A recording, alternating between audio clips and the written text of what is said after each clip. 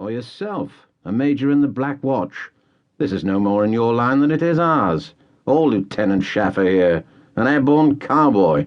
I hate horses, Schaffer said loudly. That's why I had to leave Montana.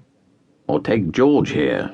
Caracciolo jerked a thumb in the direction of the last member of the party, George Harrod, a stocky army sergeant radio operator, with an expression of profound resignation on his face.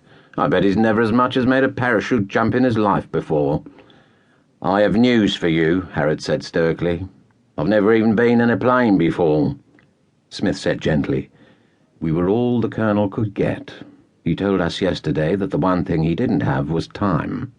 Deucedly sorry and all that, chaps, but time is of the essence. Wyatt Turner, a big red-faced, heavily moustached colonel, tapped his cane against a wall map of Germany, pointing to a spot just north of the Austrian border and a little west of Garmisch-Partenkirchen. Our man was brought down here at 2 a.m. this morning, but Schaeff, in their all-knowing wisdom, didn't let us know until 10 a.m. Damned idiots. Anyway, he's here. Schloss Adler, the Castle of the Eagle. Believe me, it's well named. Only an eagle could get there. Our job. Smith said, How are you so sure he's there, sir? We're sure. Mosquito is in, crash-landed only 10 miles away. The pilot got off a radio message just before a German patrol closed in. He paused. Schloss Adler, Major Smith, is the combined HQ of the German Secret Service and the Gestapo in South Germany. Where else would they take him? What's important is getting him out before he talks. Secrecy and stealth are the only hope, he went on.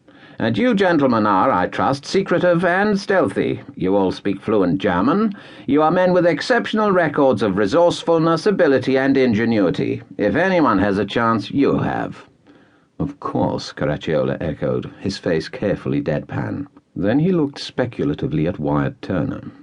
There is, of course, another way, sir. He paused, then went on very quietly indeed. A way with 100% guarantee of success.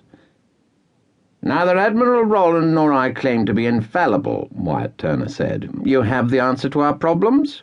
Yes. Whistle up a Pathfinder squadron of Lancasters with 10-ton blockbuster bombs. Do you think that anyone in the Schloss Adler would ever talk again? I don't think so. Admiral Roland spoke gently and for the first time. The captured man, Lieutenant General Carnaby, is an American. If we were to destroy him, General Eisenhower would probably launch his second front against us instead of against the Germans. Caracciolo had apparently nothing to say. Colonel Wyatt Turner cleared his throat. That's it then, gentlemen. 10 o'clock tonight at the airfield. No more questions, I take it? Sergeant George Harrod sounded heated. What's this all about? Why is this geezer so bloody important? That'll do, Sergeant. Wyatt Turner's voice was sharp. Admiral Roland interrupted gently. General Carnaby is the overall coordinator of Operation Overlord, the Second Front. It would be true to say that he knows more about the Allied preparations for the Second Front than any man alive. He set off last night to meet his opposite numbers. The rendezvous was in Crete, the only meeting point the Russians would accept.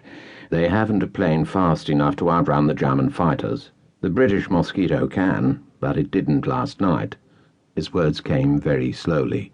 And if the General talks... He'll talk, Roland said. He won't be able to stop himself.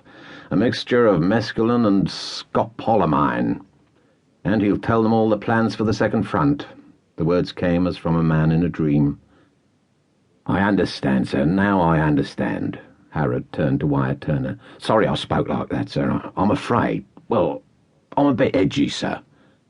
Sergeant Harrod huddled more closely into his bucket seat, beat freezing hands against freezing shoulders, morosely surveyed his uniform, wrinkled like an elephant's legs and about 3 sizes too big for him.